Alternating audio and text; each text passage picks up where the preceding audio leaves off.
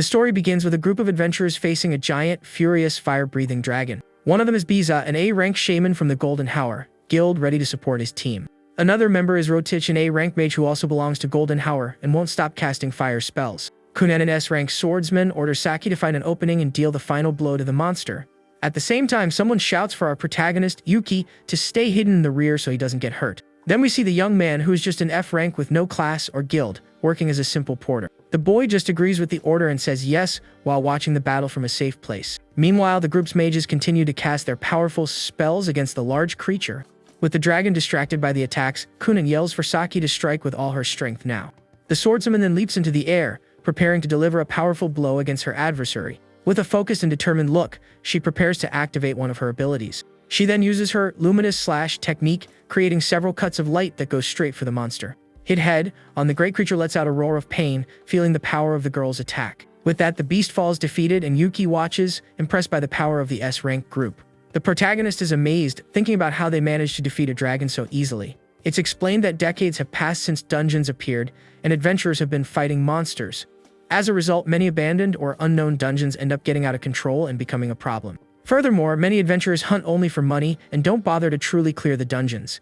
That's why only a small group of heroes understands the danger and leads expeditions to complete the missions. Suddenly, someone grabs the protagonist's shoulder from behind, leaving the boy completely surprised. It was the shaman who grabbed him, and now he's shouting, demanding a recovery potion. Startled, our hero apologizes and quickly searches for the item in his large backpack.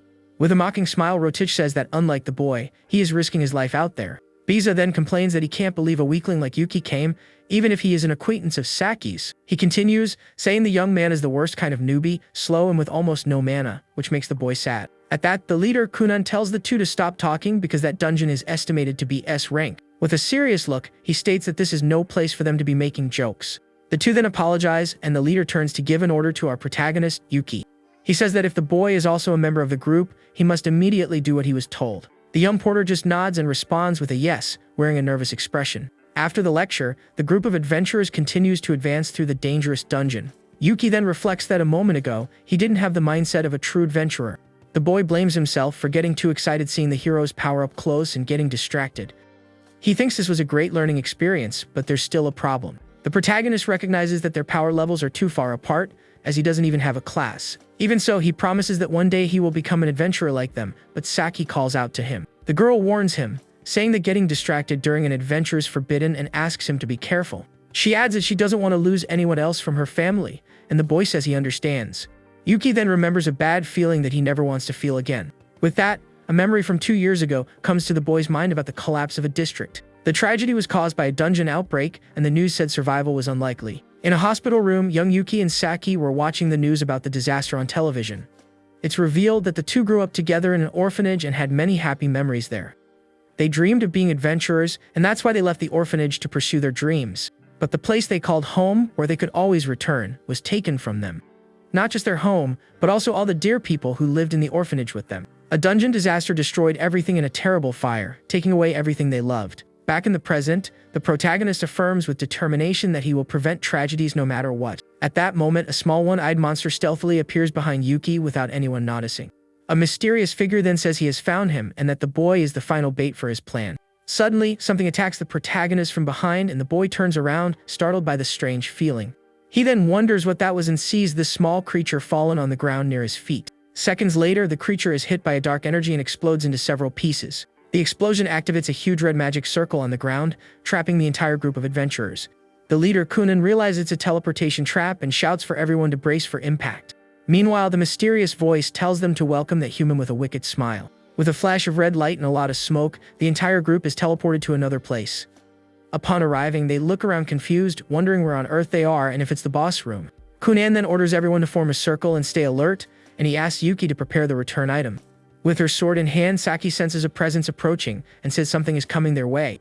A puddle of a red liquid begins to bubble on the ground right in front of the whole group. The leader, Kunan, clicks his tongue in frustration as he senses the imminent danger. Suddenly, a foot wearing an elegant shoe steps into the red puddle without a care. The figure of a white-haired man appears, and someone calls him the Demon King. Our protagonist, Yuki, is completely shocked and breaks into a cold sweat at the enemy's appearance. It's explained that this is the sinister title given only to the bosses of S-class dungeons. Without wasting time, Saki charges forward with her sword to attack the powerful adversary without fear. At the same time, Kunen prepares one of his ice abilities to support the swordswoman. He then launches a powerful triple ice dart that flies straight toward the enemy. Saki also leaps into the air to attack the Demon King from above as the darts close in. The girl then uses her luminous slash ability once more with all her strength. But the monster complains that young people today have no manners and easily stops the attacks. The ice lances shatter into pieces before even touching the adversary's body. At that moment, other monsters appear beside the Demon King, who says the heroes are ignorant. Suddenly, Kunan is thrown far away by a surprise attack and cries out in pain. An elf with green magic circles appears and says, "Oh my," with a smile on her face. She then comments that an extra intruder came along with them, referring to our hero. Elsewhere, a beastman attacks Biza with a powerful and swift kick. The shaman tries to defend himself from the blow with his arms, but the enemy's strength is too great. Rotish is also attacked by a giant monster and can't react in time to the blow. The mage is shocked as a monster in a top hat whispers that they are not there to play around. A red magic circle glows intensely on the ground, showing the seriousness of the situation. A red-haired woman then warns everyone that the fearsome Demon King is coming. The leader, Kunan, becomes tense and says that if they continue like this, they will all be eliminated with no chance to escape. From behind, our hero observes the scene and wonders if he can create an opening for his friends. The word "eliminate" echoes in Yuki's mind, and the boy falls to the ground, utterly terrified. But he refuses to give up and vows to himself that he won't let the tragedy repeat itself. With that, he thinks about what an adventurer would do and quickly looks for something in his backpack. With a determined look, he grabs the return item and understands what needs to be done now. The protagonist then lights the lighter, which is actually the activator for the escape spell. Suddenly, golden magical gears appear in the air, ready to initiate the teleportation. A message announces that the return sequence has been activated, leaving all his companions surprised. Next, a 5-second countdown begins for the escape to be completed. Yuki then turns to one of the monsters and calls him out for a direct confrontation with a smile. The Demon King's minion is surprised by a sword that pierces him from top to bottom. Our hero is the one holding the weapon and tells the villain that he is his opponent now. The pink-haired monster just smiles disdainfully, amused by the F-rank boy's attitude. His friends shout for him to come back, because if he moves forward any further, he'll be out of the teleportation's range. Saki also screams the protagonist's name, desperate and worried for his safety. But Kunan understands the young man's plan and realizes his goal is to sacrifice himself for the group. The countdown continues, and now there are only 3 seconds left for the group's escape. But suddenly the leader Kunan forcefully pushes Saki away from our hero. The protagonist is confused and asks what the swordsman is doing at that moment. With a nervous smile, he looks back, seeing his companions far from him near the portal. Kunan then praises the boy's attitude while the girl looks at him, shocked and confused. The beastman monster realizes that the leader understood the young porter's sacrifice plan. Without hesitation, the enemy lands a powerful punch right in our protagonist's stomach. Fallen to his knees, the villain asks what the boy is plotting while he feels immense pain. The countdown doesn't stop, and now there are only 2 seconds left for the teleportation. Even on the ground and badly injured, Yuki continues to hold the return item's activator firmly. With difficulty, he extends his hand toward his friends in a final effort. The countdown reaches 1 second as the monsters watch the scene with curiosity. Saki then cries upon seeing that the return item has been thrown and is now heading toward her. The Demon King and his servants just watch everything with serious and indifferent expressions. Even injured, the hero smiles and promises that one day he will find a way to defeat them. At that moment, a gloved hand catches the return item in mid-air before it hits the ground. It was Kunan who praises the boy's splendid judgment for having sacrificed himself for the team. With that, the countdown reaches 0 and the teleportation is finally activated. Yuki watches in shock as his companions are enveloped in an intense, golden light. In the blink of an eye, the entire group of adventurers disappears in a great flash of light. With a smile of acceptance, the boy seems satisfied with the outcome of his sacrifice plan. As she disappears into the golden light, Saki shouts Yuki's name with tears streaming down her face. With the portal closed, the protagonist is now alone on his knees, surrounded by the dungeon's monsters. The pink-haired monster approaches and asks if that was the way the boy planned to defeat him. With blood in his mouth, Yuki confirms and says that unlike him, all his friends are high-level heroes. He adds that if they return alive one day, they will surely be able to clear that dungeon. Despite his confidence, the young man feels guilty for having to leave Saki alone again. The villain then lets out a loud laugh, finding it funny that the boy would throw away his life for the future of humans. He praises the boy's madness, saying that it is truly magnificent and impressive. With a smile on his lips, the monster then calls Yuki a human and proposes an unexpected deal. Surprised by the proposal, the protagonist questions what kind of deal the enemy wants to make with him. With his sharp teeth showing, the pink-haired villain just confirms with the word yes. He then reveals that the proposal is for the boy to join them to clear other dungeons. The young man is shocked and shouts, asking why monsters would want to clear dungeons like heroes. The villain explains that they are constantly exposed to crises because of the humans' clearings. The protagonist then realizes that this is the version of the story told from the monster's side. The enemy continues, saying that if humans didn't enter the dungeons, they wouldn't harm them. But instead, their sacrifices only increase every day, like the dragon that was defeated. The boy remembers that the dungeon was estimated to be S rank and dangerous since the investigation. To protect themselves, they need to strengthen the dungeon, and for that, they must clear other bosses and obtain mana. The monster says he cannot allow the tragedies of his subordinates to be repeated anymore. Shocked, our protagonist repeats the word tragedy, not understanding what he means. With that, the boy realizes the villain is like him and asks if he will sacrifice other dungeons. The enemy then confirms that if it's for his subordinates, he will do anything because it's natural. Yuki then agrees, thinking of his family and that if it were for them, he would even give his life. The young man then asks if the monster can swear he will send the humans back if he gets strong. The villain explains that if they are strong enough, the humans will simply stop coming. The boy says he can trust him, but the enemy warns that if he doesn't believe, they will all perish. He adds that he will take many humans with them if that happens in the future. Yuki thinks that if he lets them loose, many sacrifices will occur until his friends defeat them. At that moment, the image of the orphanage in flames comes back to haunt our hero's mind. With that, he understands that this is the only chance to prevent that tragedy from happening again. With his head down, the protagonist finally agrees and says he will cooperate with the villain's plan. He then shakes the monster's hand, sealing the deal between them with a determined look.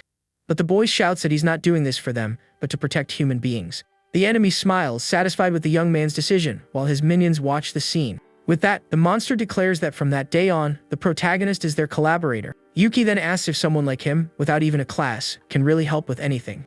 The villain holds the boy's hand and says that this is the most important part of it all. He reveals that the monster tamer class can only be chosen by someone with no class. The monsters say the boy is lucky and that they will make good use of an incompetent human like him. But the protagonist says he won't let them do as they please, because he will be the one to tame the monsters. The villain then calmly repeats that the monsters will make good use of the boy who was once incompetent. He explains that to go to other dungeons, they need to be summoned, which is why a tamer is necessary. The first condition to become a tamer is to have an empty class column, like our heroes. The second condition is that a contract with a monster is mandatory to get the new class. There are 3 methods to make the contract: fight and defeat, understand, or connect with the creature. The villain holds the protagonist's hand, who curiously asks what the third and final method would be. With a smile on his face, the enemy answers that the last way to make the contract is by force. A red energy then flows from the villain to the boy, forcing the contract and making him cry out in pain. The boy screams in pain, complaining that it hurts, as a strange mark appears on his hand. With wide eyes, the young man stares at his hand, feeling a strange and unexpected connection. Suddenly, a screen appears, and the enemy reveals that he can now see clearly through the boy's eyes. The hero realizes that all his actions are being watched, and that they plan for the chance of betrayal. With the mark on his hand, he understands that he can no longer ask for help from anyone else. The boy then decides he will have to do everything alone, while the monster snaps his fingers. The villain then announces to our hero that all preparations for the clearing are complete. He says he will send Yuki to the surface, but the boy complains that he hasn't made any preparations yet. The enemy says any place will do and for him to enter a dungeon and call him at the right time. The protagonist is confused by the order and asks what he means by the appropriate time. In a dream, the boy shouts in confusion, not understanding what's happening as his friends leave him. Saki looks at him with despair and tears in her eyes, unable to believe what she's seeing. In his mind, the protagonist just says goodbye to his friend with a smile and a wave. The girl then breaks free from her companions and runs to give her friend one last hug. Crying hard, she hugs him tightly, refusing to accept that he is sacrificing himself. The rest of the adventurer group just watches the emotional and sad scene from a distance. But it was all just a nightmare, and the next day we see the facade of a modern building. Our hero then approaches the information desk of the Adventurers Guild. The receptionist assists him and asks in surprise if he intends to clear a dungeon alone. The protagonist thinks he's already run into a problem, and the woman finds it suspicious for someone to go solo these days. The woman then says she will explain the rules because in recent years, clearing dungeons isn't the goal for some. She continues, saying that the activities of adventurers who hunt only for money have greatly increased. It's explained that because of this, dungeon outbreaks are on the rise, as almost everyone acts this way. With this, the boy thinks that the guild probably wouldn't admit out loud that most people do this. To prevent this, the woman says there are safety restrictions for entering new dungeons. The attendant then points to a paper to better explain how the guild's rules work. The document shows the ranks of the adventurers, and that's what determines access to dungeons. To level up, you need to contribute to the guild, but acting alone, this can't be confirmed. The young man scratches his head in frustration because the guild doesn't allow anyone to enter a dungeon without a group. He then reflects that those who enter dungeons alone are having money problems and dreaming of a lucky break. The protagonist then says he wants an F-ranked dungeon to level up, not for money.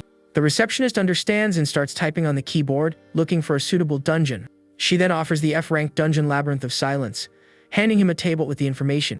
The place is a beginner's dungeon with few monsters, and he is guided to the location's entrance. After arriving at the entrance, the guide unlocks the gate's padlock so the boy can finally enter. With the path clear, the guide then tells our hero to proceed with clearing the dungeon. The young man then thinks that even with the strict security, there's only an emergency button here. Suddenly, the monster's voice echoes in his mind, asking what an abandoned dungeon is. Startled, the protagonist wonders if this direct communication in his head is one of the villain's abilities. The enemy corrects him, saying the ability is his, and the boy shouts that he didn't know because it's the first time. He then reflects that this must be an automatic and permanent skill, which is convenient but strange. The monster explains that an abandoned dungeon is a place without management, maintenance, or clearings. He continues saying that if a dungeon has resources, adventurers show up, and it is taken care of. In other words, it's a place left behind by humans where monsters reproduce in peace. Over time, the dungeon wouldn't be able to handle the reproduction and would collapse, or at least that's what he thought. Walking through the place, he notices there are no monsters, and the voice in his head complains that it's bored. The boy then wonders if it's possible for a dungeon, even a weak one, to be so empty. Suddenly, a violent tremor begins, and the young man wonders in fear what is happening. Frightened, one of the hidden monsters shouts for our hero to flee from there as quickly as possible. Other adventurers then flee from a green energy while shouting that the dungeon boss has appeared. One of the adventurers screams in fear at the size of the giant slime that appeared out of nowhere. The voice in Yuki's head says that since there were no humans, the monsters ate each other, and that's why the dungeon was empty. The villain adds that this is why only that slimy creature grew so large and became so strong. Seeing the danger, our hero then points to a corridor and shouts for the two to go that way. But the large slime catches up to them, and the protagonist watches the scene, shocked and unsure what to do. The girl gets stuck in the green goo and screams that she can no longer move and has no strength left. Her foot sinks even deeper into the creature, and she lets out a cry of pain, feeling there's no escape. Suddenly, the slime pulls her inside with full force, and our young hero is completely paralyzed. Completely submerged in the goo, the girl seems to be drowning, unable to breathe. Yuki then asks if he can summon the monster, but he says the summoning would destroy everything and everyone. Desperate, the protagonist realizes this is not a good idea and that he needs to think of another plan. Meanwhile, the poor adventurer continues to sink into the slime with no way to escape the monster. Suddenly, the boy has an idea and a glimmer of hope appears in his focused green eyes. He then prepares to act and runs toward the creature, saying that in that case, he will handle it. Without a second thought, the young man dives headfirst into the giant slime to save the girl in danger. The voice in his mind lets out a laugh and says that now he's liking the boy's attitude. The villain calls him impressive and says that he takes action even if it means getting hurt in the process. Inside the slime, the hero manages to reach the girl, and the voice says that he saves what must be saved. Holding the unconscious adventurer, the monster says that so the protagonist was that kind of person. With that, Yuki activates the mark on his hand and tells the Demon King that this is the appropriate time. Holding the girl, the hero shouts and summons the monster Liber with an explosion of red energy. A clawed hand emerges amidst magical symbols as a mysterious voice manifests. The villain's spiritual form appears behind the boy, saying he will let himself be used by his master. With the summoning, the protagonist feels immense pain and ends up spitting up a large amount of blood. Blood runs from his eye, and he thinks it feels like he's being burned from the inside. The monster then tells Yuki not to falter now, as the power is still being channeled. The creature complains that so much power came from just one finger, but for an enemy like this, it's enough. With a sphere of dark energy in hand, the villain's spirit prepares to launch the attack. Together, they then use the powerful ability called Chaotic Donner to destroy the slime. A gigantic explosion of pink and purple energy consumes everything around with immense power. The giant slime is disintegrated by the light, and our hero watches everything, shocked by what he sees. With his eyes still bleeding, the boy thinks that it wasn't a simple attack, it was much more. The adventurer he saved looks up at the sky terrified and says the power was horrifying. With the dungeon ceiling destroyed, the blue sky is visible, and the place looks like a disaster. The other adventurer who is with the girl looks at our protagonist, completely shocked. He says that Yuki is badly injured and that they need to carry him out of there quickly. The protagonist just responds confusedly, not quite understanding what's happening around him.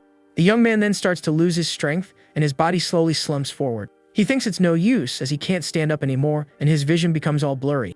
With that, the boy finally passes out and falls to the ground while the two watch him with concern.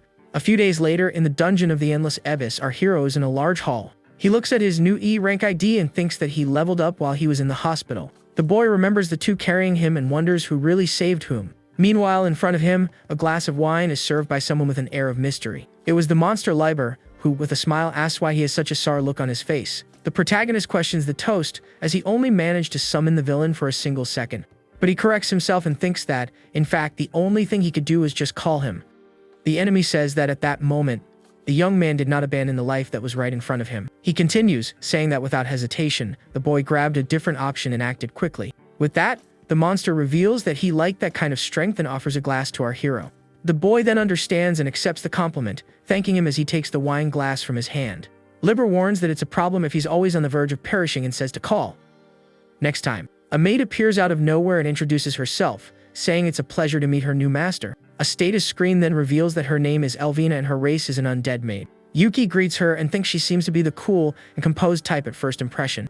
But the girl says that falling in love at first sight would be a problem, even though she is charming. With a cute demeanor, she explains that this is because, as an undead, she has no pulse to quicken. After the strange joke, the three stand still in the large hall in a moment of silence. The protagonist asks if she'll be okay, but the villain assures him that she is stronger than him.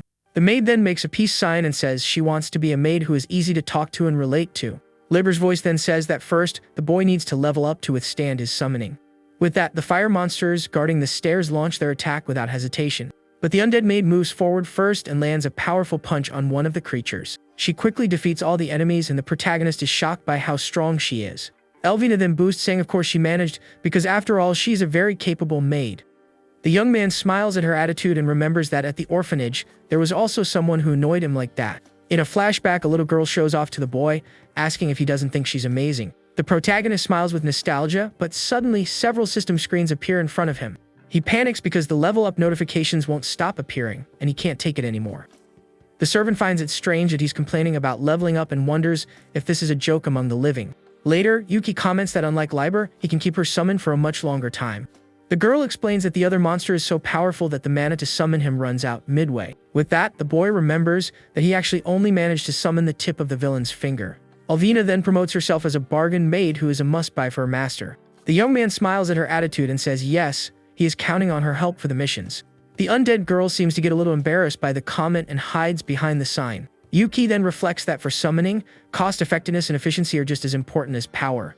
They finally arrive at the boss's door, and the hero wonders how they'll get in as it looks very heavy. The maid then snaps her fingers and asks if her master really doesn't know what she's going to do. Without waiting for an answer, she delivers a powerful kick that shatters the door into 1,000 pieces instantly. She says that no matter the occasion, you should always knock before entering a place. In the center of the room, a knight in imposing armor stands up, ready for battle. The maid then apologizes for the intrusion and moves forward to attack the enemy without hesitation. With a leap, she says that now the dungeon boss will become their sacrifice right there. The knight then raises his flaming sword, preparing to deliver a powerful blow. But our protagonist notices something strange and draws his sword, shouting for her to wait. He notices that the flames on that sword are very different from the ones they've seen so far. With that, the young man throws his sword to intercept the blow and shouts Elvina's name. The enemy's blade is deflected just in time, and the maid narrowly escapes the attack. The sound of clashing metal echoes through the room, and the girl looks on in surprise, not understanding what happened. Yuki pulls her to a safe place, and the servant says that this was to be expected of her master. The undead girl then asks when he realized those were flames of a sacred attribute. The boy replies that he just thought they looked different from the other flames in the dungeon. Additionally, he says they resembled the light his friend Saki often uses in battle. The girl explains that those flames are the natural enemy of all undead beings. She makes a joke about her stopped heart, and the young man complains that it's no time for jokes. The knight's helmet shines brightly, and the protagonist says they need to escape from there. The boss then thrusts his sword into the ground to activate one of his most powerful abilities. A large circle of fire surrounds them, and the technique is called Sanctuary of the Fire Circle. The servant says he is a dungeon boss, and it seems he won't let them escape so easily. Yuki thinks about summoning Liber, but the maid says that with her current power, she is the only option. With this, the boy concludes that they have no other choice but to deal with it themselves. The servant says he has a sharp sense of humor and asks if a tamer is going to fight in front of her. The young man confirms and says yes, because after all, the two of them are battle partners. With a smile, the girl agrees with him and says he's right about them being a duo. She then says for them to fight together and prepares for combat with her fists clenched. The protagonist also gets ready and says he will show her the results of his level ups. The undead girl then turns to the enemy with a serious look and says that if necessary, she will act. The boy then says he remembers something important that could help in the battle against the Fire Knight. He recalls that when he leveled up, he got a new ability that might be useful at that moment. With that, he activates his new technique called Demonic Eye of Truth, and his eye begins to glow. His new ability then analyzes the dungeon boss, revealing its attributes and its main technique. The maid asks if something is wrong, and the technique also shows her information and a danger warning. The knight charges to attack, and the protagonist shouts for his partner to quickly dodge the blow. The young man then pushes the girl aside, managing to save her from the enemy's flame explosion. He holds her tightly to protect her from the impact, and the undead servant looks at him completely surprised. The boy explains that he can now see the attributes and abilities of monsters and even the danger level. With his eye glowing intensely, he can analyze any adversary he encounters. The girl says that this is a basic skill for a tamer and thanks him for saving her from danger. But the hero warns that it's still too early to say the technique reveals everything, and the enemy attacks again. The maid dodges the blow and says that with the help of his new ability, things are going to change. Now aware of the dangers, she can finally advance against the knight without fear of being hit. With a confident smile, she says she can now go on the offensive with much more peace of mind.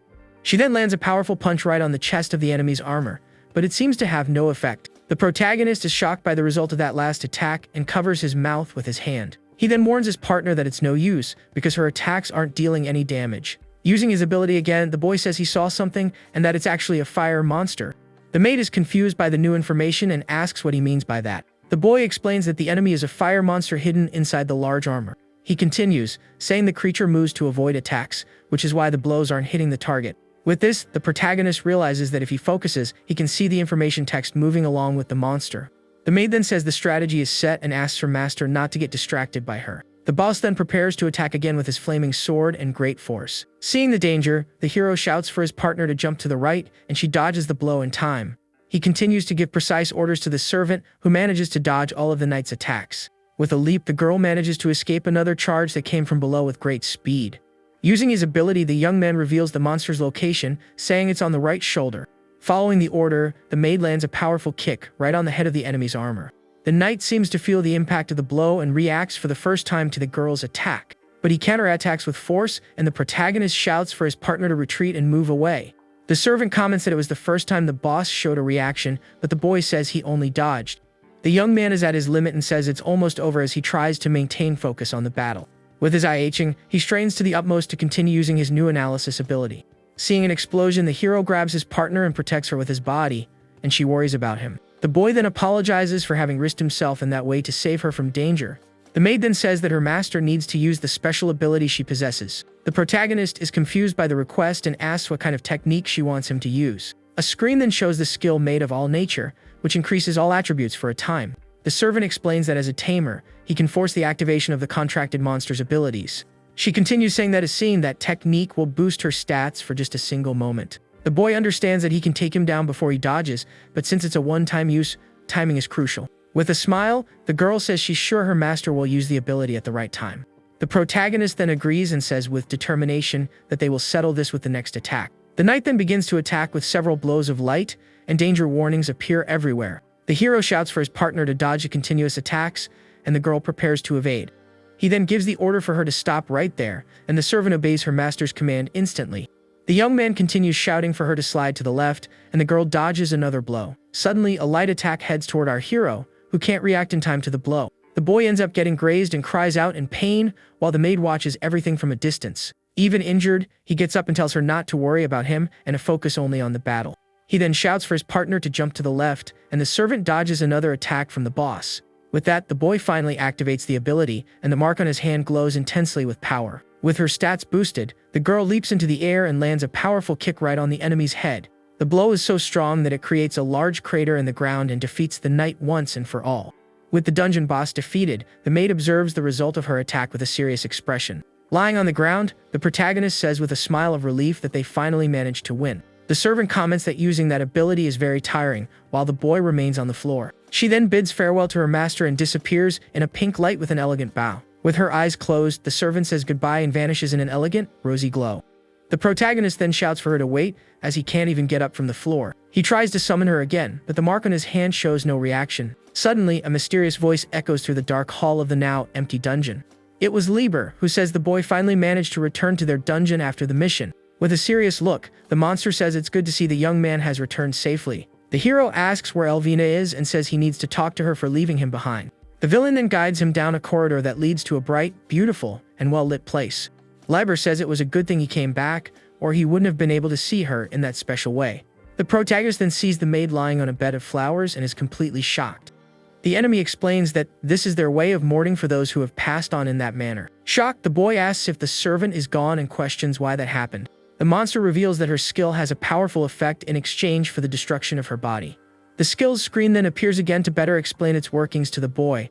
With that, the young man finally understands that the usage limit meant it was a one-time sacrifice. With his head down, the hero mourns and realizes the girl paid with her own life for the victory. He then shouts that he didn't order that, and that he only wanted to defeat the dungeon's enemy and nothing more. But the villain tells him to shut up and says her sacrifice was to save their dungeon. With tears in his eyes, the protagonist understands that for them, that sacrifice was worth it in the end. The monster adds that she just did the best job possible for that purpose. Liber says the responsibility is his, as he is the king of magic and the leader of that place. But the protagonist blames himself and says that the real culprit is him for everything that happened. With tears in his eyes, the boy thinks he should have thought it through better and not just followed her suggestion. He remembers that he couldn't fight until the end, and that it's his fault for being so weak. Crying, he once again blames himself for being weak and not being able to protect her until the end. With that, the monster promises he will make him stronger until he can summon him in battle. The young man then gets up and asks if there is any tamer skill that can revive the maid. The villain replies that there isn't, as tamers only use and consume monsters, they don't fix them. A tear runs down the hero's face, who is completely devastated by the terrible news. Suddenly, a new servant appears and tells Liber that it's not nice to be so mean. The newcomer's name is May, and she says everyone should have already reached a conclusion on the matter. But she adds that the boy wasn't included in the discussion, so it wasn't really everyone. The protagonist then uses his ability and realizes she is one of the Demon King's executives. His analysis reveals she has holy magic and a resurrection skill with certain conditions. With this, our hero is completely shocked by the discovery and what it could mean. The new maid then asks with a smile if he wants to know how to revive his departed friend. With eyes full of hope, the young man asks if his partner can really come back to life. He points to May and shouts that with her ability, Elvina can finally be resurrected. The girl winks and says that since he saw her skill, there's no need to explain how it works. But the boy says he can only see the effect, that there are conditions for the resurrection. The monster says that if the skill is newly awakened, that's what he can see, and asks May to explain. With that, the girl formally introduces herself, saying she is the head maid, named Me. She continues, saying she takes care of everyone in the dungeon, being the group's support and resurrection. The protagonist then repeats the words support and resurrection, completely focused on that. The servant asks if the human is there to eliminate them like they did to the dragon in the image. She reveals that she is an insurance for the worst-case scenario, and that she resurrects those who perish so the dungeon doesn't end. Our hero then gets excited, but the girl reminds him that he himself saw that there are conditions. First, she explains that the ability uses a tremendous amount of mana, being very inefficient.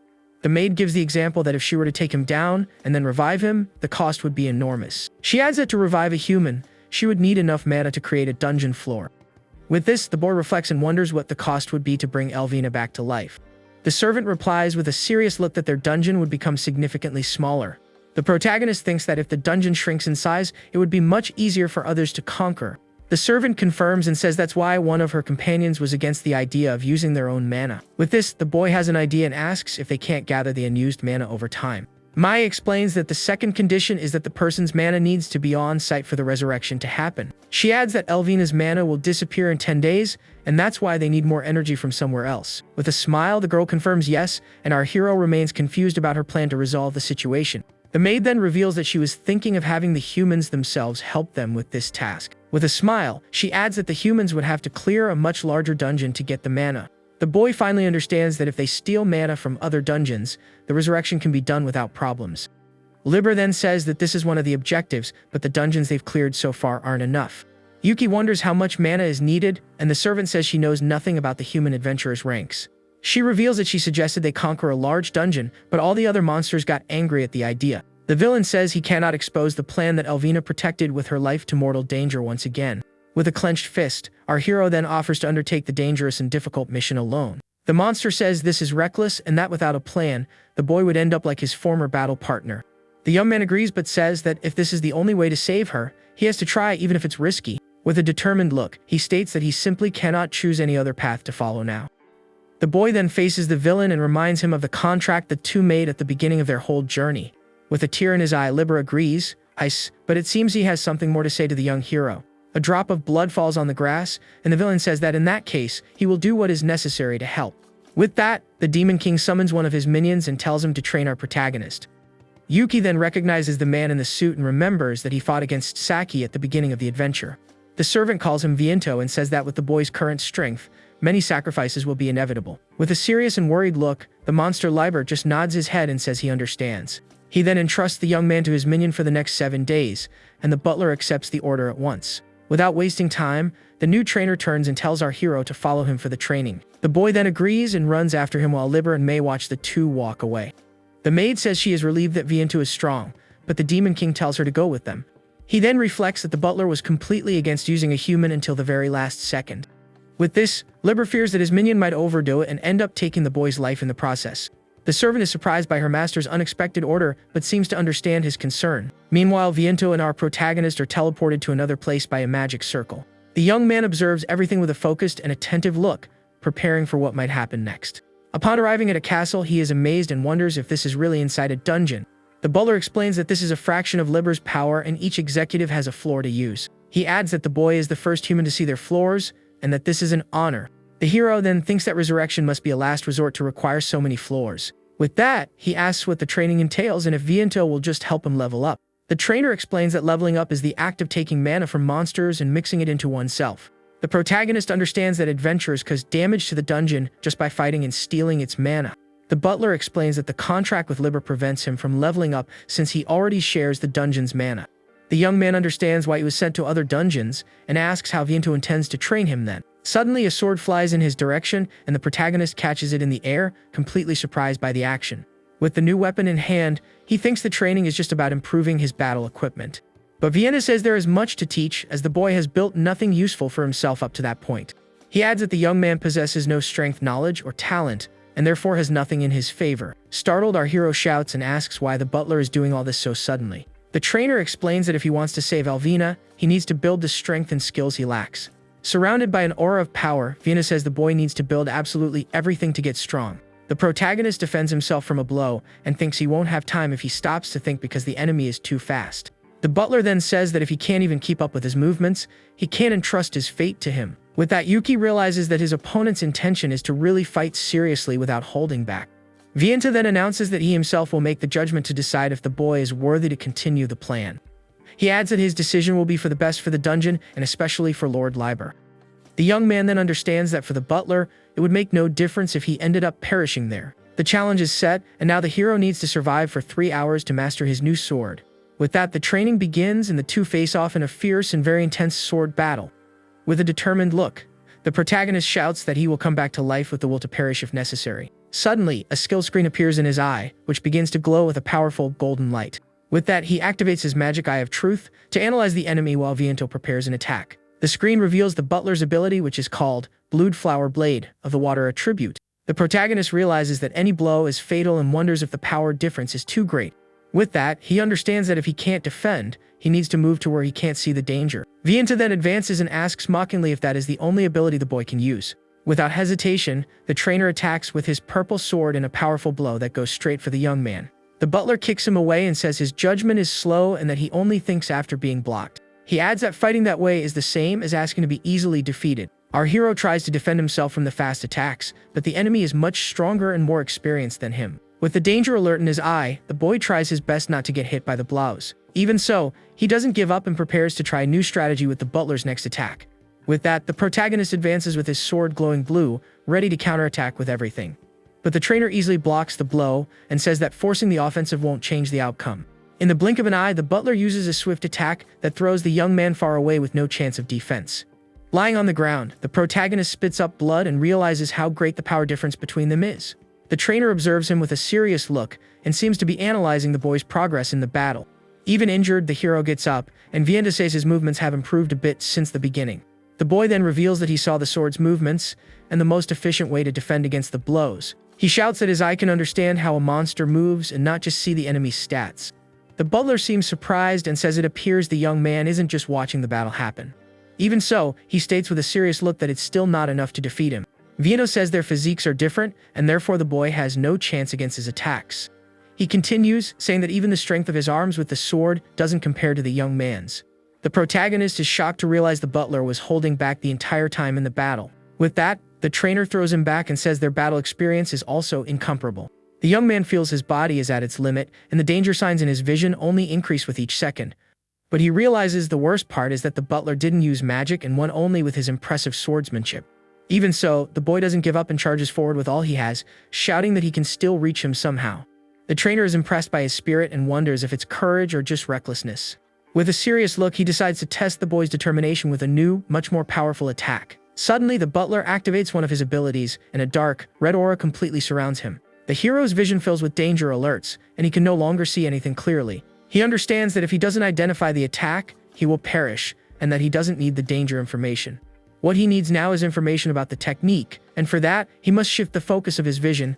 With that, the protagonist concentrates to obtain the information that will save his life from the blow. He then ignores the alerts, and the screen reveals the skills description, which explains how it works. The blued flower blade technique turns blood into blades and repeatedly attacks the target. Even injured, the young man now understands how the ability works and prepares for the impact of the blow. With that, a large explosion of red energy consumes everything around with overwhelming power. The butler then observes the result of the attack with an expression of surprise and curiosity on his face. Lying in the rubble, the protagonist is badly injured but seems to have survived the blow somehow. The protagonist suddenly wakes up in a soft bed and is confused, not understanding what happened. Sitting in an armchair, Vienna watches him and asks if the boy has finally awakened from his slumber. The butler then gets up and, with a serious look, tells our hero to follow him to another place. The young man remembers the attack and thinks he surely managed to steal the ability at the last moment. He then realizes he has no injuries, and Vienna reveals that May healed him before he passed out. The trainer comments that although it was a crude imitation, the boy's action was bold. He adds that trying to steal his technique at the last second was something impressive to see. With that, the butler admits he is now a little more interested in seeing how far the boy can go. He then warns that from now on, the serious training will begin, leaving the young man confused. Without giving any more explanations, the trainer opens a large door, revealing what's on the other side. The place is full of monsters, and Vienna says that as a start, our hero will face all of them. The protagonist is completely shocked and breaks into a cold sweat at the number of enemies to fight. The butler says the number is high but asks the boy to deal with them and show his power. With a smile, the young man wields his sword and thinks he never imagined he would get used to this. With his eye glowing, he prepares for battle, saying he's already gotten used to an expected demise. Days later, we see the hero in a suit, and he wonders why on earth he is in this situation. It turns out he's serving tea to a goblin and a bat monster while looking bored. Vienna explains that a first-class swordsman wastes no movements in his daily actions. He says that a butler's work allows for not even a moment of distraction or the tremor of a finger. The trainer adds that the young man needs to learn to use his whole body and also his high. The boy asks if it's about his ability, and Vienna explains that skills grow with use. The butler points to several monsters and tells the young man to read what each of them desires there. With a determined smile, the hero says he will first observe his movements to learn. Then Vienna demonstrates how to serve the tea perfectly without spilling a single drop. He fully concentrates on the task, showing impeccable and elegant posture. With a professional air, the butler shows the result of his precise and efficient movements. The protagonist then tries to imitate him and balances a stack of plates with a confident smile. But suddenly, the plates fall and shatter into 1,000 pieces, leaving the boy completely shocked. While cleaning up the mess, he thinks that even by observing, it's hard to do it with his own body. With this, he understands that just imitating doesn't work and that he needs to adapt everything to his own style. On the second day, one of the monsters asks if he's the guy that the newcomer Lord Vint took a liking to. The red creature then approaches our hero with a curious and interested look. With a smile, he says that this means the boy must be very strong to have caught his attention. The young man replies that he's in the process of getting stronger, but the monster suddenly interrupts him. Without warning, the creature lands a powerful punch on him and shouts that then he will train him himself. Lying on the ground, the hero thinks he will compensate for his lack of stamina by using his ability. With his eye glowing intensely, he prepares to dodge the red monster's attacks. The protagonist observes Vince and the other monster's movements to analyze the situation.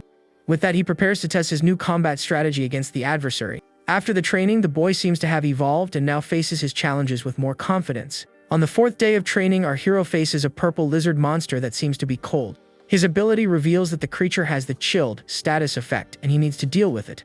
With that, he covers it with his shirt, thinking he needs to analyze, predict, and move to deal with everyone. With a smile, the young man then asks if the monster wants him to bring something hot to drink. The creature is happy, and the protagonist realizes that monsters are diverse and different from humans. While serving tea to the creature, he begins to better understand the purpose of that training. Vienna watches from afar, and the boy finally understands why he chose that type of training. Reaching the sixth day, a cute bat appears flying, and his ability says it's hungry. With a plate of food, he says all he needs to do is predict the movements and act accordingly. But suddenly, the creature attacks him and bites his neck hard, leaving the boy surprised. The monster's skill is vampirism, and the young man falls to the ground, completely drained after the attack. On the seventh day, the protagonist already looks like a master and serves the tea with impressive skill. The cup is served perfectly without trembling or spilling a single drop, showing his evolution. With a confident smile and a clenched fist, the hero asks his master what he thought. Vienna tastes the tea and says the flavor and words were bad, but his posture was approved. During those 7 days, the cycle was from battle to tea, a party, and back to battle. With a tired look, the boy feels that somehow he managed to make it just in time at the last moment.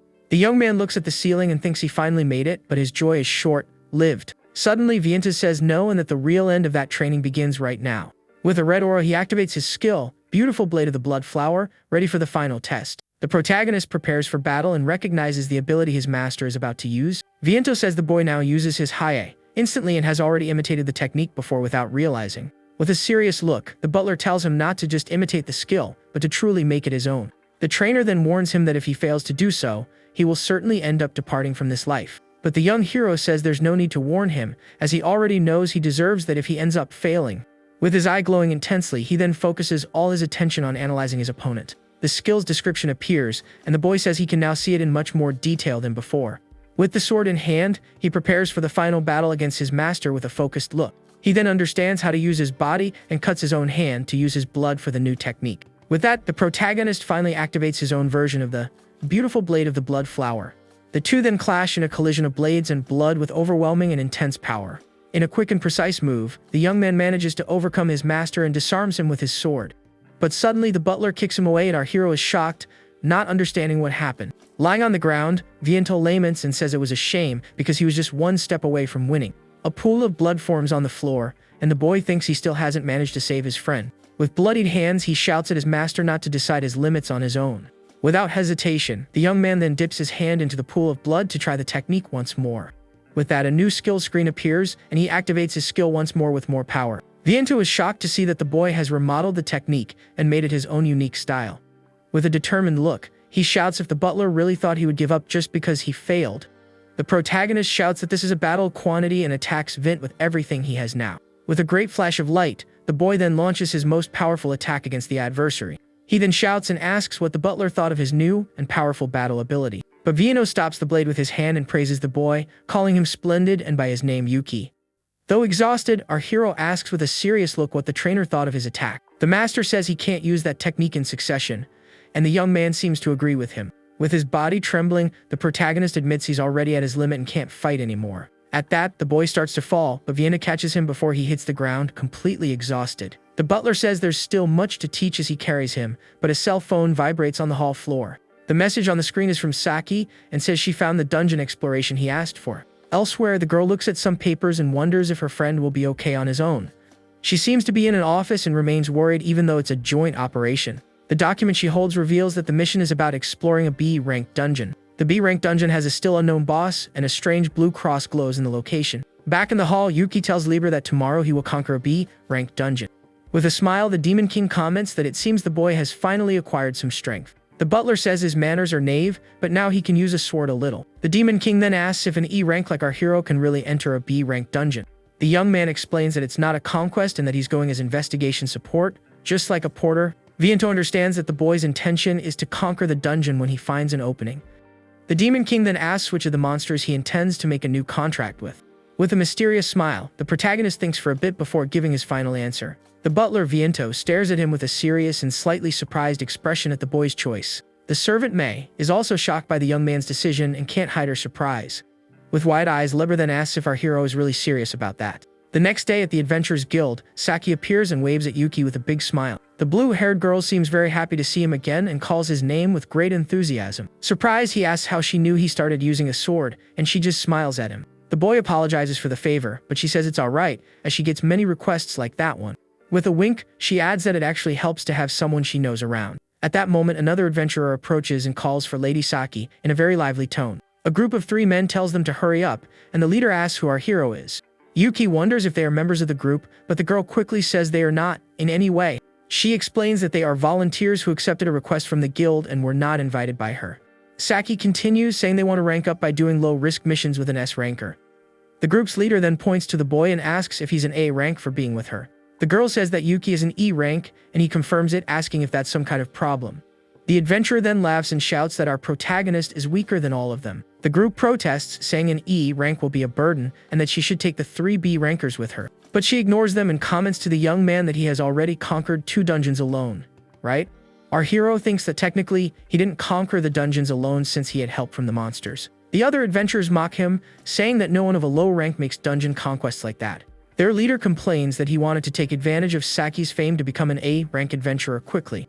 With that, he says that having a solo conqueror there will make it harder for him to be well evaluated by the guild. Saki then interrupts him and says she has told him several times that this is just an investigation mission. With a smile, she then prepares to explain the target of the investigation, which is their dungeon itself. The group then advances to the Sealed Cave of Desires, a dungeon estimated to be B rank. She explains that a dungeon's rank is almost always decided by the threat level of its main boss.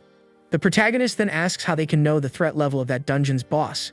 The answer is revealed on an old map, and it's about the complexity of the entire dungeon's structure. The first rule is that the stronger the boss, the more complex and wider the first floor of the location is. She adds that the more floors and tricks the boss has, the more difficult the entire mission will be. According to the data, this is a small dungeon with narrow paths and 2 floors, which is why it's B rank. But she reveals that the problem is that no matter which floor they search, the boss is not found. The boss is so elusive that the investigation request ended up coming to her, even though it's not her area of expertise. Suddenly, a giant worm-like monster emerges from the ground, attacking the group by surprise. The leader of the volunteers shouts that the prey is his and tells no one to touch the monster he's going to hunt. With his axe, he then attacks the creature with a powerful blow that cuts it into several pieces. The adventurer Gato then brags to Saki, saying he defeated the monster splendidly. Saki gets annoyed because taking out monsters is not part of the request, and Yuki thinks being an S rank is tough. Gato then approaches our hero and calls him an E ranker with a mocking and superior tone. He tells the boy not to do anything, because as long as they are there, Lady Saki is completely safe. But suddenly, the adventurer's face contorts into an expression of panic and fear, without understanding anything. A giant stone golem emerges from behind him and stares at him with its intensely glowing yellow eyes. The stone creature then multiplies, and now an army of golems threatens the entire group of heroes. Seeing the danger, Saki and our protagonist prepare to fight the monsters with serious expressions. The girl then charges forward with her sword and activates one of her abilities to attack the stone enemies. With a focused look, she uses her luminous slash technique once more with all her strength and power. Gaito is shocked by the girl's speed and admits he couldn't even see her attack properly. Saki then says she doesn't need them as combat power and only needs them to investigate the area. Our hero apologizes and says he intended to cut the monster so as not to get in her way during the fight. It turns out the boy cut the golem into pieces with a single, precise and very powerful blow. Surprised, the girl asks if he happened to synchronize his attack with the exact timing of her strike. The young man nods and says yes, because the battle seemed too difficult for her to fight alone. Saki is impressed, thinking about how he managed to keep up with her movements against an enemy. With a flushed face, she realizes the impact was light because he helped her and that he's stronger than she expected. With a smile, she then praises him and says he wasn't bad at all in that battle against the monsters. Yuki looks at the wall and comments that dungeons are absurd for making monsters come out of nowhere. The adventurer then tells the others to focus on the investigation and leave the fighting to her from now on. Gato gets annoyed and thinks he needs to find the boss room to make a contribution and rank up. Even after 10 hours of exploration and fighting against the stone monsters of the dungeon, the group of adventurers led by Saki continues to search for any important clue. But they find no trace of the boss room, leaving everyone completely frustrated. The blue-haired girl then walks thoughtfully, trying to find a solution to the mystery. She says there is no place that seems to lead to the next floor of that strange dungeon. Suddenly, our protagonist touches a wall and asks what's on the other side. Gato then calls him an E-ranker and laughs, saying that as expected he knows nothing about dungeons. He explains that a dungeon is an alternate dimension made of mana and that it's not a real cave. Kicking the wall, he continues, saying that even though it looks like a cave, things are different. The adventurer warns him that if he digs into the wall, he'll just hit a layer of mana and get hurt. With his eye glowing, the young man says that to him. Things don't seem like what he's describing. Gaito is confused and doesn't understand, asking what the boy means by that statement. With his ability activated, he reveals that the wall and the cave are made of the same material as the golems. The analysis shows that the race is a clay golem and its attribute is earth, which shocks everyone there.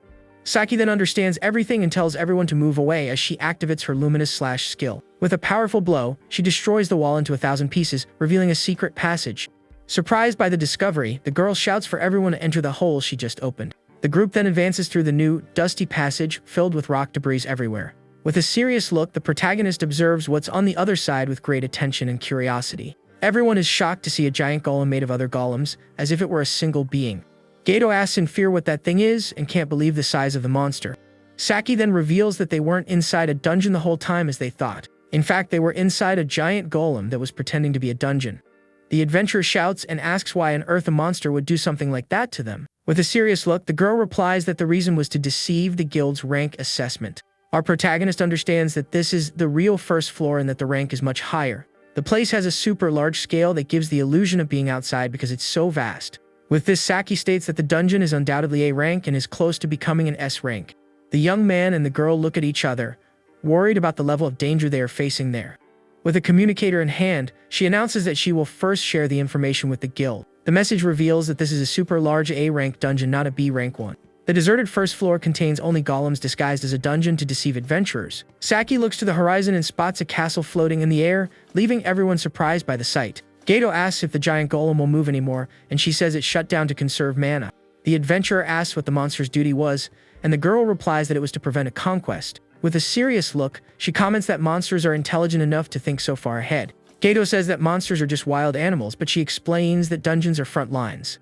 Yuki remembers the monsters from Liber's dungeon and thinks that they have intelligence and strategy. With a thoughtful look, he adds that some of them even have feelings. The blue-haired girl then agrees and says yes, because monsters are not just wild animals. Saki says it's a blessing because they found the danger before it became S rank and can now attack the boss. With that, she faces the golem and declares that the investigation is over and the dungeon conquest begins. The girl then points to the exit and tells the other adventurers to go back and report everything to the guild. But our hero says he can't go back now and that he will stay to fight alongside his friend. The adventurer then turns to the boy and asks if he is really going with her into battle. With focused eyes, the protagonist faces her, and her image is reflected in his green pupils. With a smile, she asks if he's sure and says she needs someone to carry information. She then points to the young man's chest and states that of everyone there, he is the best choice for the mission. Suddenly, the girl grabs him by the collar of his shirt, leaving the boy completely surprised by her action. With a serious look, she says that this time the two of them are going home together, no matter what. The young man then agrees with his partner and replies that yes, of course they will go back together this time. With that, he remembers the orphanage and Elvina and vows that he will not let anyone else go ever again. The girl then picks him up with a smile and says for them to go as the word ability echoes. With that, she uses her luminous formula skill to fly at high speed, carrying Yuki with her. Left behind, the other adventurer is blinded by the light and complains that he can't see anything. With an irritated look, he says he's not going home like that and refuses to give up on the mission. Suddenly, a piece of the golem with a glowing core falls to the ground right in front of the man. With that, Gato uses the item to create a shortcut and shouts that they will take the shortest path. Meanwhile, Saki and our hero arrive in a throne room, and a voice questions them in surprise. A mana explosion occurs, and Yuki wonders if this is the deepest part of the dungeon. A pink crystal creature appears, and our hero asks if she is the boss of this dungeon. She introduces herself as Karat, the jewel golem, and says she will become the most beautiful demon lord. The young man then understands that she was secretly accumulating mana, and the villainess confirms it. With a smile, the enemy says that little by little, she has been polishing her own beauty there.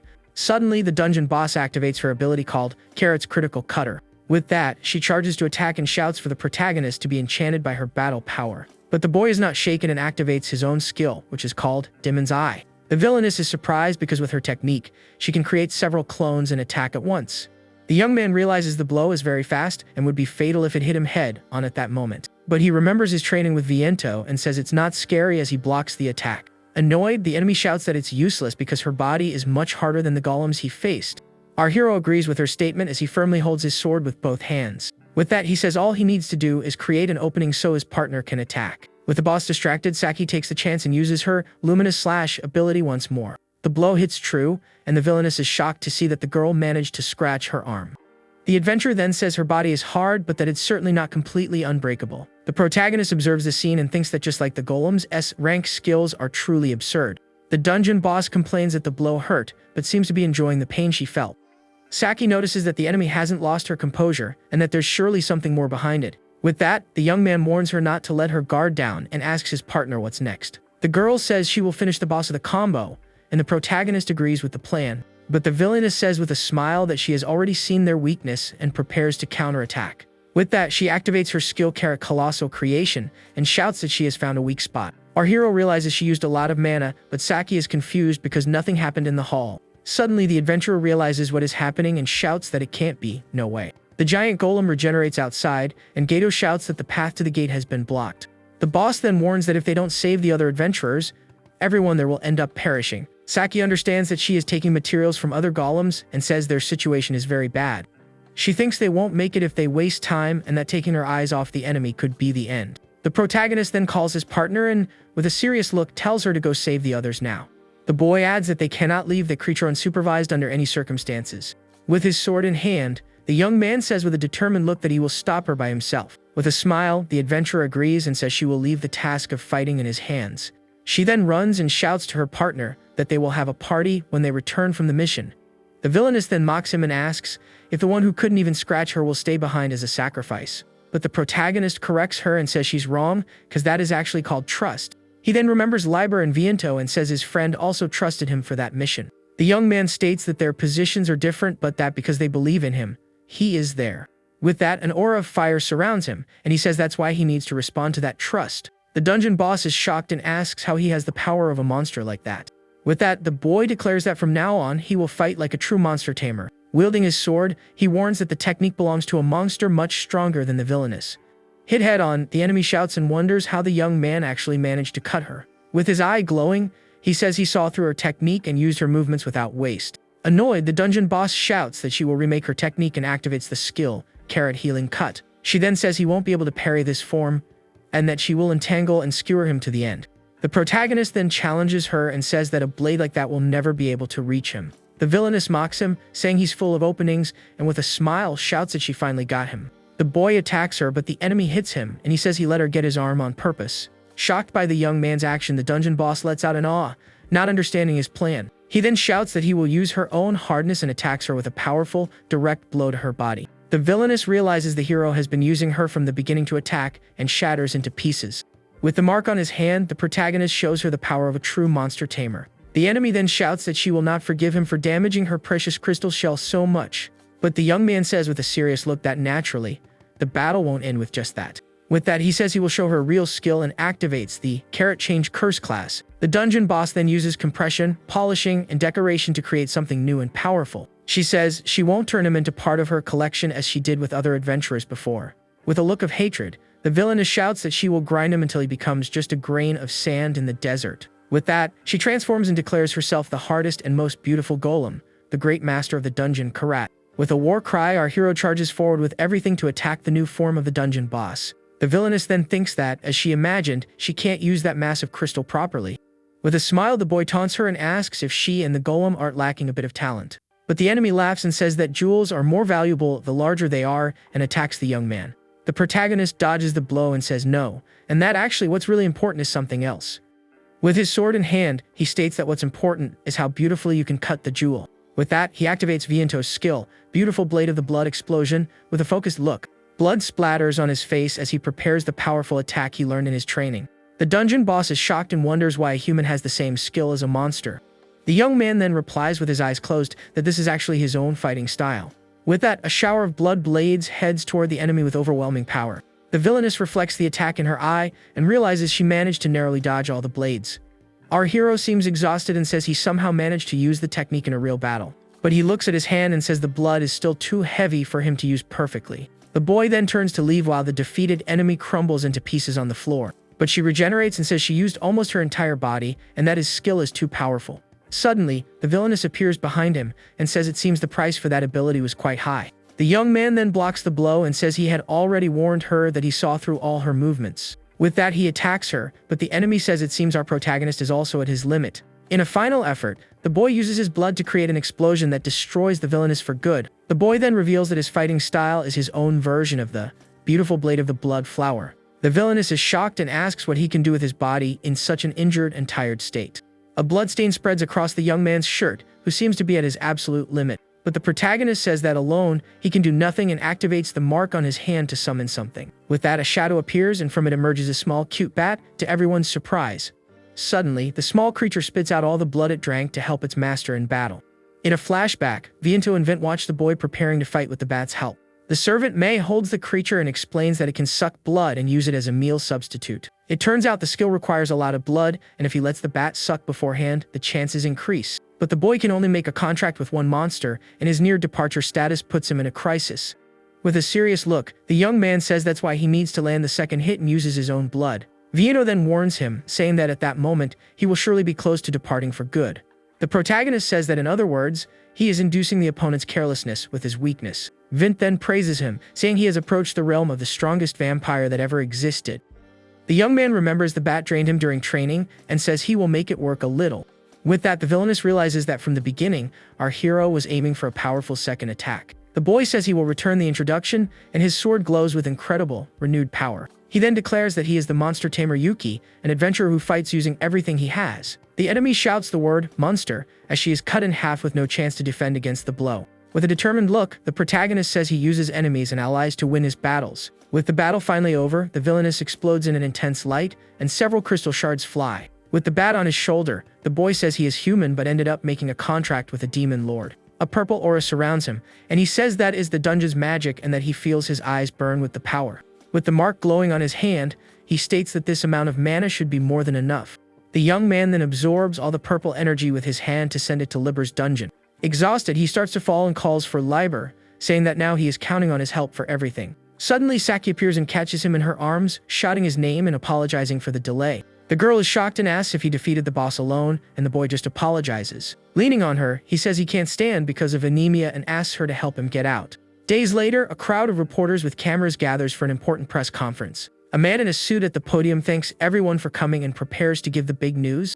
He then reveals that a special situation occurred regarding the A-ranked dungeon that was investigated. With that, he announces that after explaining the details, the person involved will report everything directly. The photographers shout to take the picture because this will surely be tomorrow's newspaper headline.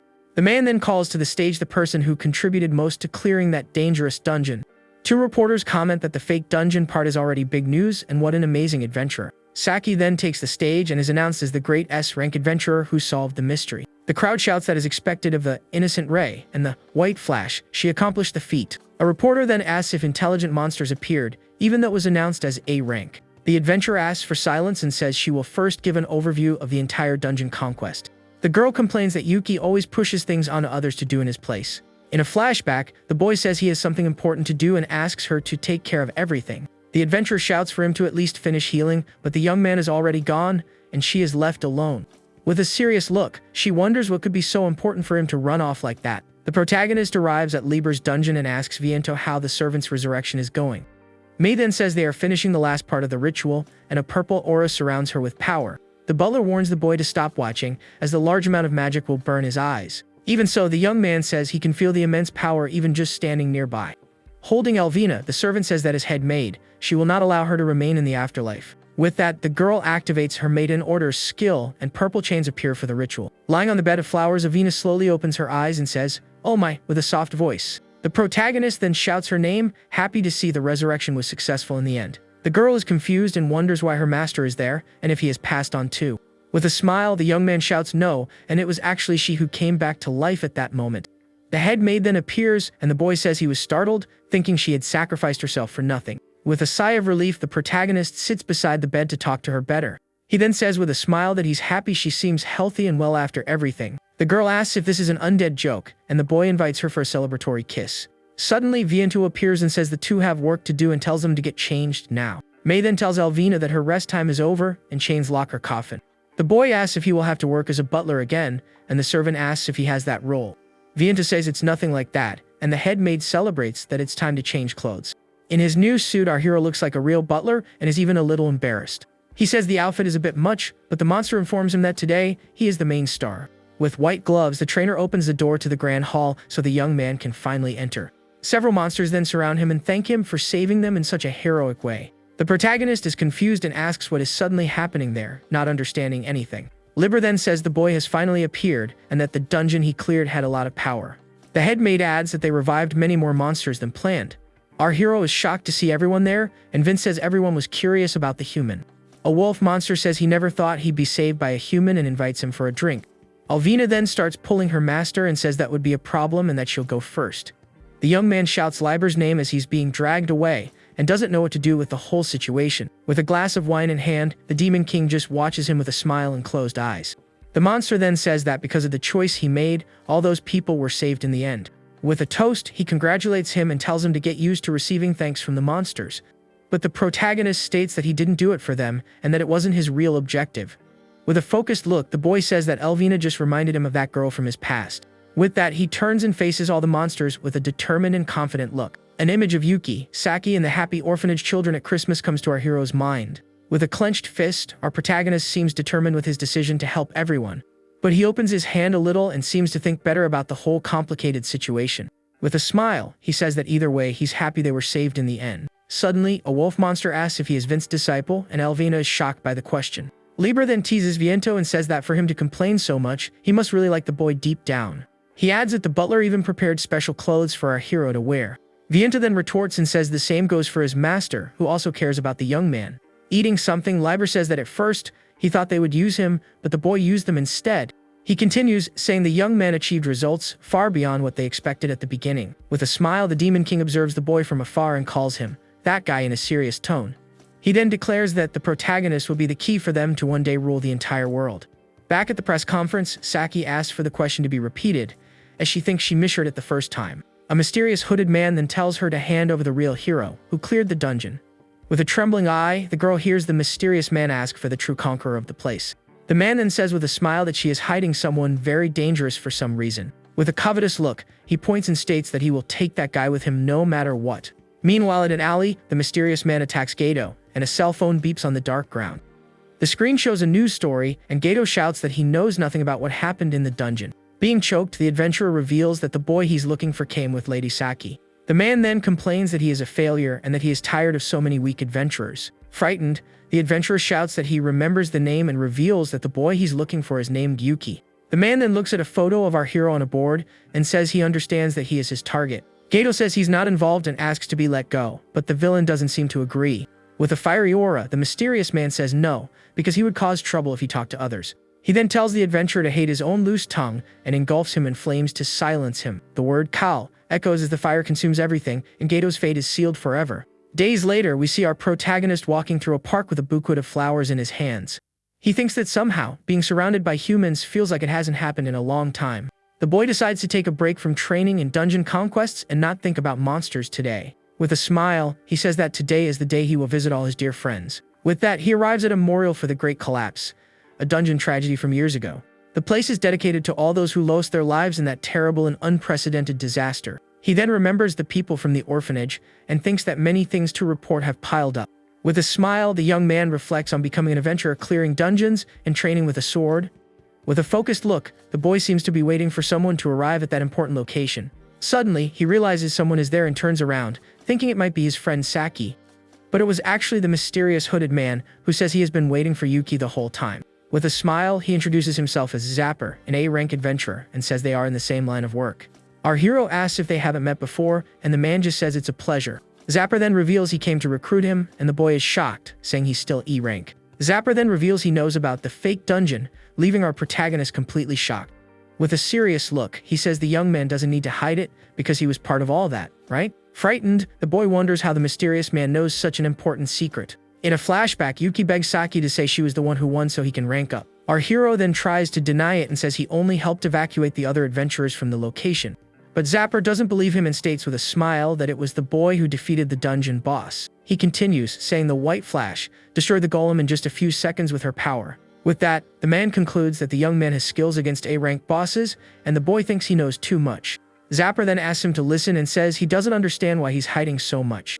He explains that clearing dungeons is not a normal job and having a bunch of weak pawns doesn't help much. The hooded man adds that to make real money you need strong weapons. With a confident smile, he states that you actually need the best kind of weapons possible. The protagonist then points to himself and asks if the mysterious adventurer means him.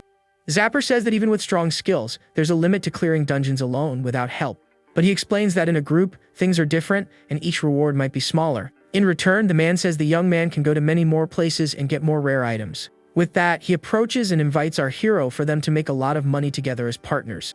The boy then thanks him for thinking so highly of him, but seems to have another answer to give. With a smile, he says he'll have to refuse, as making money from dungeons is not his goal. The hooded man doesn't care about the refusal, and says that he's not very good with words anyway.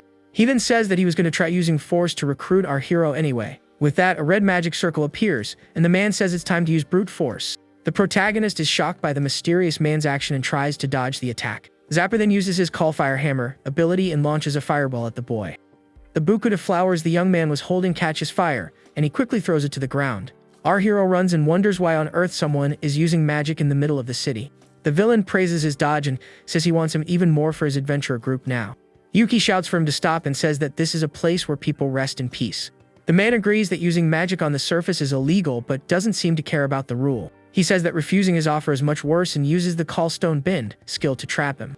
Trapped by the chains, the boy shouts that he can't move and that he can't use his skills. Zapper says he is strong against monsters but has no experience fighting against other people. The villain then grabs the young man's face with his hand and the word, Kal, echoes once more. With his face covered in ice, our protagonist uses the ice bend technique to defend himself. The man says he is the opposite of him and that he was made for clearing dungeons, not for fighting. With a powerful punch, he says that's exactly why he wants him and attacks the young man with everything. Lying on the ground, the villain threatens him and says he will follow him into every dungeon and do the same. He adds that he calls himself the skill killer and that no adventurer can stop him. Our hero then curses the hooded man while being held tightly, unable to react. With a wicked smile, the villain says he will wait for a yes before he ends up departing for good.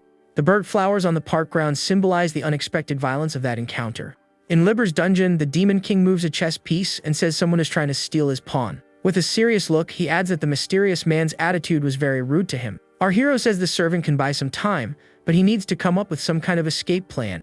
Viento then asks why he didn't bring his sword, and the boy says it was his day off in the city. But the young man admits that even with the sword, he thinks he would still lose to Zapper in battle.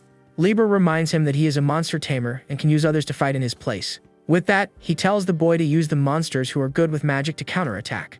Suddenly, an elf appears and asks if the Demon King called for her even though she was in the middle of research. The monster reveals that no one knows more about magic than her, and our hero is surprised. With a wicked smile, Liber tells the girl to study the abyss, but she doesn't seem very willing. The elf then complains that he is Vince's disciple and that she doesn't like that grumpy old man. She adds that she has never seen him at tea parties or soirees like the other monsters in the dungeon. Annoyed, the girl shouts that she would never go to a party of that old-fashioned bat and that she is still young. She reveals that Kara Saw means around 1,000 years old and our hero is shocked. The elf says she is only 1,499 years old, and the boy thinks it's almost the same thing. With a clenched fist, the girl says that becoming Vince's strongest disciple will annoy him greatly. With that, she imagines herself in a forbidden romance with our hero, leaving the boy embarrassed. The young man then interrupts her and asks her to teach him how to use magic for his next battle. The elf agrees and says it sounds fun and that developing magic needs stimulation after all. In a giant library, the boy asks if all those books are about magic and is shocked. The elf says there are more and that almost her entire floor in the dungeon is composed of spell books. She calls him Disciple Number 1 and says that deep down, he doesn't understand what magic really is. With that, the girl asks the first question and wants to know the difference between magic and skills. Our hero then reflects on the question and tries to find a logical answer for it. The elf explains that skills are personal abilities, while magic is a universal ability. The young man is confused, and she says that skills can be divided into 3 different types. The first type are skills gained through a profession, like his demonic eye ability. The second type are skills inherent to each race, like the bat's vampirism ability. Lastly, there are skills that are born when a mastered technique is sublimated into something new. The elf explains that all of them depend on the individual abilities and talents of each person. With that, she says that even if they want to copy, some things are simply impossible to do. The girl then asks if the boy has experience with this, and he remains silent for a moment. With that, he remembers his own version of Viento's skill and how he adapted it for himself. Our hero then says he knows that very well and that magic must be the opposite of all that. The elf agrees and says that with the same magic power and incantation, the same result will be produced. She adds that magic is a universal and absolute law that governs their world. With a twinkle in her eyes, the girl extends her finger and says that that is true magic indeed. The young man gets excited about the explanation but suddenly remembers something important and stops. The elf then prepares for the second question and wants to know why there are people who don't use magic. The boy asks if the conditions are too strict, like consuming a lot of mana to use magic. The elf says the answer is simple, and that it's actually because using magic is very difficult. Our hero asks if it's about manipulating magical power, but the girl shakes her head no. She explains that true magic requires an incantation as long as an entire book to be used. The young man remembers Zapper's attack and the short incantation he used to summon it. With a book in hand, he says he has never seen anyone chant something so long in a battle. The girl then asks the third question and wants to know how he thinks they are chanting the spells. The protagonist thinks about the question for a bit with his hand on his chin, trying to find the right answer. With that, he answers that they must be using something else to assist with the incantation. The elf says the answer is correct and that there are tools like staffs to help with magic. She adds that they can also engrave magic circles to facilitate the process, or else chant in their heads, omitting certain parts, and our hero is amazed by the idea. The elf explains that the wonderful thing about magic is that the more you learn, the more you can cheat. With that, she demonstrates and uses the same technique as Zapper, the Call Fire Hammer, with ease. The girl explains that this is incantation emission, where you complete everything in your mind and launch. She says it's a fundamental skill, but the result depends on how well you understand the original. The elf asks if he repeats the text in his head as images or sounds and says it varies a lot. The young man then understands why differences appear, even if the incantation seems the same. With a smile, the girl says that once he understands this, he can forge his own invasion into it. With that, she summons several fire hammers at once, showing her mastery of magic. Our hero observes the fire hammers with a look of admiration and surprise at the elf's power. She explains that this way, he can leave just part of the original incantation and fill in the gap. With a book in hand, the boy says he finally understands what magic is and how it works. The girl then hands him a book and warns that if he just memorizes it, that's all he'll be able to use. She explains that an incantation is a command, and if he doesn't know what each phrase instructs, he can't evolve. The young man then complains that it's like learning a new language, and that he's already bad at English. The elf tells him to be grateful, as humans don't have as much time as she does to study magic. With that, she uses the skill Call Lev in the library, and a green magic circle appears on the floor. A drop of sweat runs down our hero's face, who seems nervous about what's going to happen. Suddenly, the boy is transported to a place in flames and wonders in fear where he is. The elf reveals that the spell simulates the content of a book and allows him to experience it in practice. She says that this is the world of her book, fire magic a slime can't understand. The young man then draws his sword to prepare for the challenge he will have to face now. With a confident smile, he says he is better at fighting than studying and gets ready for action. With a surprised look, the protagonist realizes the number of enemies he will have to face there. The elf says that for today, she will make him read all the main attributes and basic transformations of magic. Surrounded by 2 giant fire snakes, the boy asks if she wants him to clear all of that. The girl then challenges him with a smile and asks if he's not going to say it's impossible to do. A giant fire monster then appears and prepares to attack our hero with all its strength. But with a determined smile, the protagonist just answers no and prepares for battle. Facing an ice monster, our hero prepares to use his new battle abilities. The elf observes him with a smile and a twinkle in her eye, seeming to be having fun with the training. With a determined look and a smile on his lips, the boy says he will finish this in an instant. 3 days later on the same dungeon floor, our protagonist's intense training continues. A giant griffin lets out a terrifying screech and prepares to attack the young man with its sharp claws. The boy then begins to chant a spell to interfere with the giant monster's one attribute. With a cry, the winged creature charges forward with everything, but our hero is not intimidated and continues the spell. He continues the incantation and is thrown far away by the force of the wind the monster creates with its wings. With that, the young man manages to use the magic called air capture, and a green hand catches him in mid-air. The elf then teases him and says he really has no talent for magic and calls him Disciple 1. Lying on the ground, he says he now understands why adventurers don't chant spells in combat. The girl explains that magic was never meant for fighting, but for deceiving and rewriting the world. Even so, the boy thinks that all the spells he learned should be very powerful. With a wave of his hand, he prepares to test another of his new magical abilities. With that, the protagonist invokes the Call Stone Arrow and shoots at an imaginary target. But the arrow falls to the ground with no force at all, and the young man is completely shocked by the result. He shouts that this is ridiculous and that the chantless casting loses a lot of power in the process. The elf reminds him that shortcuts cause individual differences and that incantations are commands to the world. She adds that he seems to be bad at compensating with images, which is why the magic is weak. With this, the boy concludes that if he adds an incantation to have power, he can't beat Zapper. The elf says that situations like him failing to break the wind with earth will continue to happen. She encourages him, saying he might be good at the next attribute, and throws him into the next challenge. The young man then runs and thinks that maybe he'll find an attribute he's good at, but there's still a problem. He wonders if Zapper even has a weak attribute that he can exploit in battle against him. Meanwhile, at a camp, Zapper and his group are gathered around a campfire at night. He is shocked to learn that Yuki is diving into an S-rank dungeon on his own. One of his men confirms it and says they couldn't find him and that he went to the infamous dungeon. The villain remembers that even an S-rank group with 2 men had to retreat from that place. With a smile, he says the boy is smart because that place really keeps average adventurers away. His companion asks what they should do, and the hooded man says they will enter the dungeon.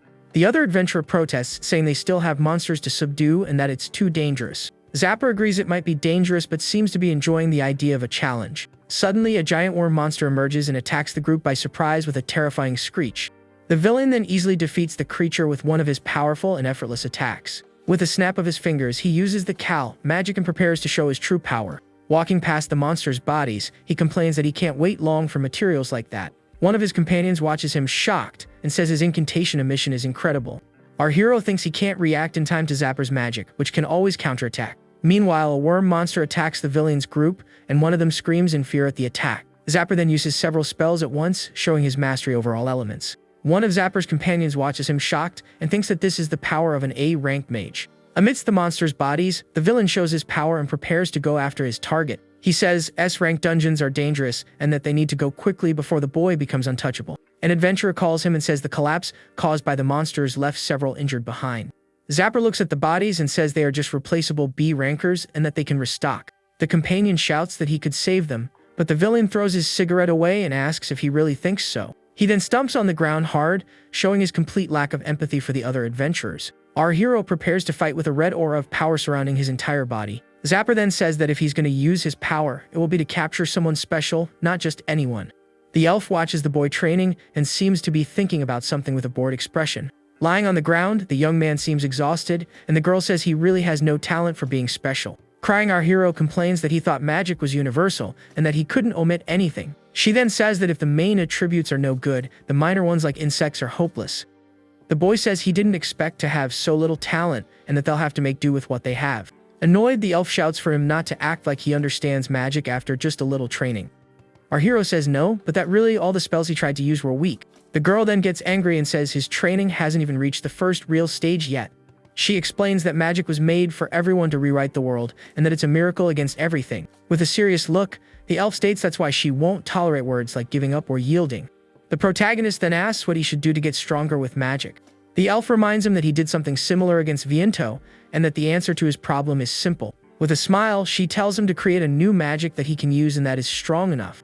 The girl explains that his study of magic is more than enough and that he could even teach. Our hero then understands that if he's bad with existing magics, he should create a new one for himself.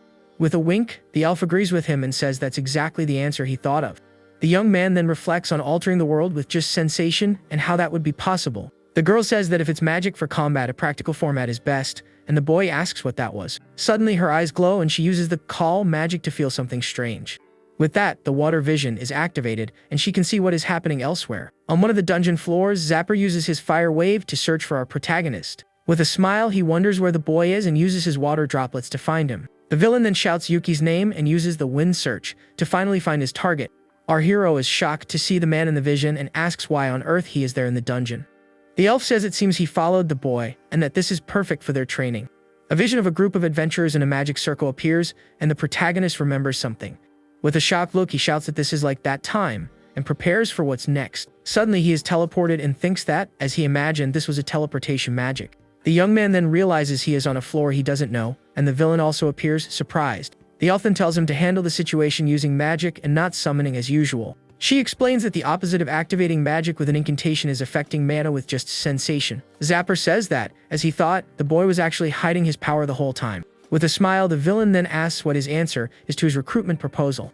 Our hero gets nervous and prepares to answer but is interrupted by a surprise attack. Suddenly, the hooded man uses his icebreaker dart, magic to attack the young man with everything. The protagonist manages to narrowly dodge the blow and prepares to counterattack with his sword. The villain says he doesn't need an answer, and he can see the decision in his rebellious eyes.